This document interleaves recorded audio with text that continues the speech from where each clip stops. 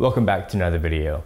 Today I'll be going over everything wrong with my high mile 2008 Chevrolet Tahoe. It has a 4.8 liter V8 with 192,000 miles. And later in the video, I'll be going over all the issues I've already had with the Tahoe. There's some cosmetic issues, there's some mechanical issues. These headlights like to fog up. The housings are just made out of plastic, and that's just what happens when the sun beams on it. You can sand them down, then clear coat them, or just replace them. The paint is coming off the windshield wipers. You can sand those down and repaint them. This mirror kind of wobbles when I drive. Come to the back of the Tahoe. A lot of these panels are plastic. For some reason, the clear coat just does not bond very nicely to the plastic pieces. So the clear is peeling out on this panel, the license plate panel, this panel up here, and of course, this panel. And these door bumper guards are also pretty shot. Should not sound like that. And I am planning to sand all this down and repaint them in the future. This is happening to the windshield. For some reason, that really bugs me. The next issue is not necessarily cosmetic, but you can see it from, the outside. And that is rust. Yeah, rust. In this channel right here, all that's rusting up. So the rust is definitely worse on this side, and it's all down this canal, almost all the way down to the end. So I will have to repair that at one point in time, especially if I don't want water leaking into the Tahoe, and that rust is looking kind of bad. So with high miles and with any car, things just deteriorate over time. Seats leather is just going bad. The paint coat is coming off right here.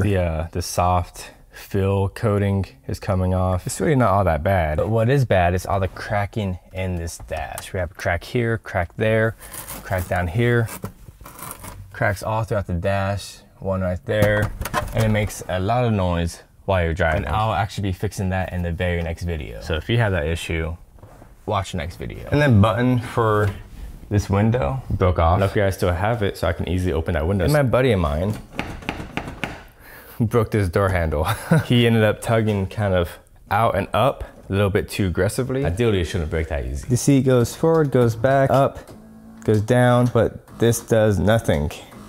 The seat does not lower or raise. Sounds like the motor's trying to work, so maybe that is just something off the track. Look into that when I feel like it. The ABS isn't working. The TPMS sensors aren't working. So the ABS isn't working. And that's because I replaced this wheel bearing, not because it had any codes. I wasn't throwing any lights, because it was making noises when I drove down the highway. I was just tired of hearing it. So I replaced it, and as soon as I replaced it, it threw up that light. So then I removed it, replaced it with another brand, and it still has a light. With these wheel bearings, it has a wheel speed sensors on them, and maybe, perhaps, the gearing is slightly further away from the sensor compared to the rest of the other wheels.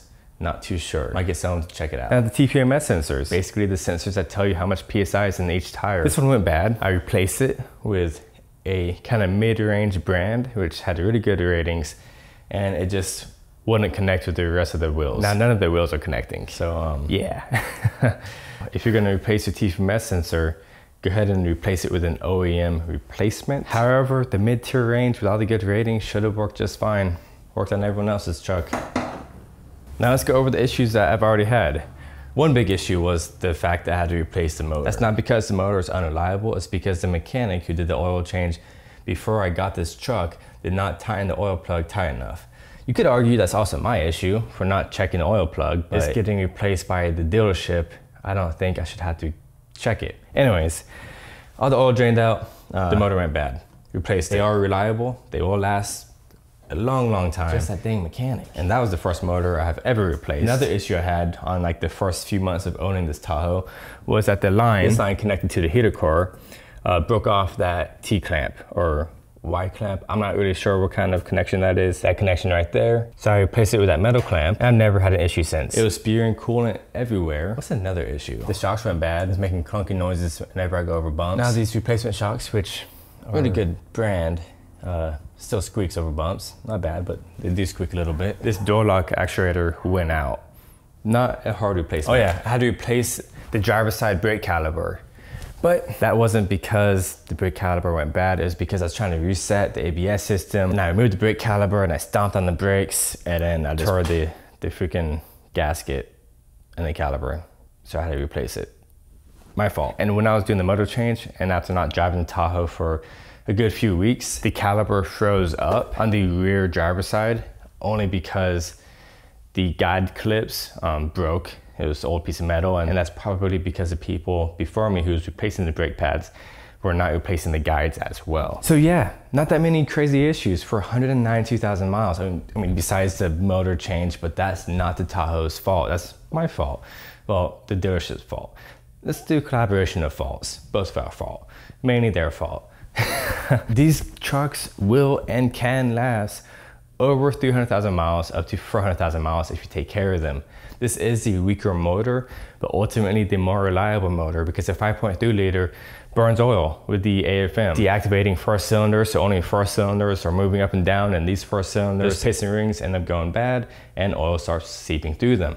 And that's how you burn oil. And a lot of people do not check the oil routinely and they blow the motor just the way I did for not checking the oil. But that's because someone didn't tighten the drain plug properly. And I do really love this Tahoe. It's so comfortable to drive on the road trips. It's like a big old couch just cruising down the highway. I mean, honestly, all the other issues the Tahoe has had are all issues that literally anybody could have fixed. If you want to support me in this channel, you can check out my Patreon, link down below. This is Chris Bills and I always appreciate and respect another. I'll see you next time.